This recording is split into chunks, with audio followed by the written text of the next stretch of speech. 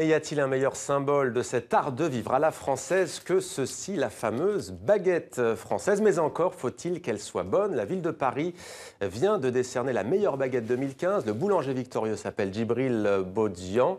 Pendant un an, il aura donc le privilège de fournir l'Élysée, la présidence de la République française. Et il est avec nous ce soir dans 64 minutes sur TV5 Monde. Bonsoir Djibril Bodian. Bonsoir. Merci d'être avec nous. Et d'abord, félicitations. C'est la deuxième fois que vous êtes ainsi distingué pour votre baguette.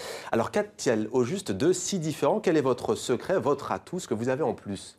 Alors d'abord, tout simplement, moi, l'atout que j'ai en plus, je dirais, c'est tout simplement la passion. Je pense que pour faire un métier comme celui qu'on fait, on ne peut pas le faire si on n'est pas passionné par celui-ci.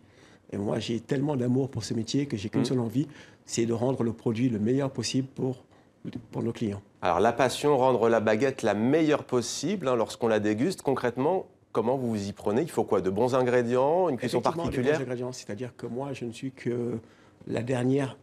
Je veux dire, au départ, il me faut de la matière première, mais vraiment de bonne qualité. Il me faut une farine qui soit bonne, qui soit très régulière, justement pour que moi, je puisse corriger mes défauts à moi, pas ceux de la farine.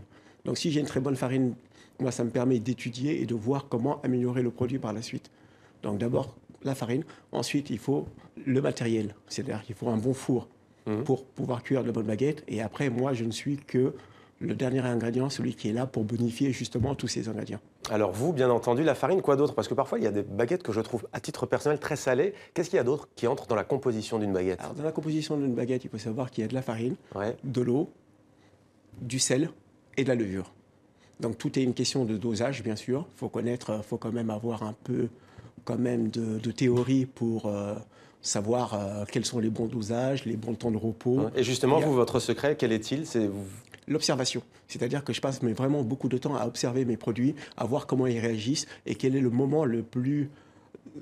meilleur moment pour pouvoir justement les mettre au four ou passer à l'étape suivante. Est-ce que c'est un métier qui est difficile, qui est exigeant? C'est un métier qui est difficile. Il est exigeant, il demande mais vraiment beaucoup, je ne dirais pas de sacrifice parce que pour moi c'est un plaisir. Mais c'est vrai que c'est un métier qui demande quand même de se lever tôt si on veut faire les choses comme il faut. C'est-à-dire que pour faire une bonne baguette, on ne peut pas faire une bonne baguette en 1 heure. Il faut au minimum 4 heures. Pour moi, à mon goût à moi. Donc, généralement, pour bien faire, moi, j'ai tendance à me lever entre 1 heure du matin et 2 heures du matin pour vraiment prendre le temps de faire les choses comme il faut et de ne pas avoir à courir après le temps, justement. Alors, tous les journaux, ou presque, ont souligné un fait, je ne l'ai pas encore fait, c'est que vous êtes d'origine sénégalaise, comme si vous représentiez en quelque sorte un symbole. Est-ce que c'est votre avis? Je pense que oui, quand même.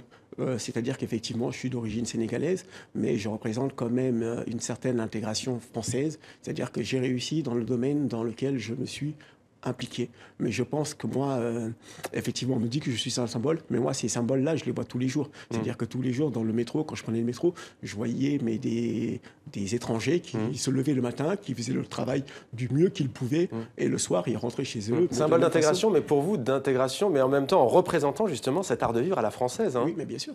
Parce que nous, on a eu des valeurs, justement, j'ai mes parents qui nous ont inculqué des valeurs de respect. C'est-à-dire qu'on vit dans un pays, il faut respecter le pays. Ce pays nous a donné beaucoup, et nous, en contrepartie, il faut lui rendre ce qu'il nous a donné aussi. Et par le travail. Donc, travailler dur pour mériter ce qu'on aura par la suite. Et vous allez donc fournir l'Élysée pendant un an. Alors pour celles et ceux qui veulent déguster vos baguettes, je précise que vous êtes situé au 38 rue des Abbesses, c'est cela à Paris. C'est bien ça. C'est dans le 18e arrondissement de Paris. Merci à vous, Djibril Bodian, d'être venu sur le plateau de 64 minutes.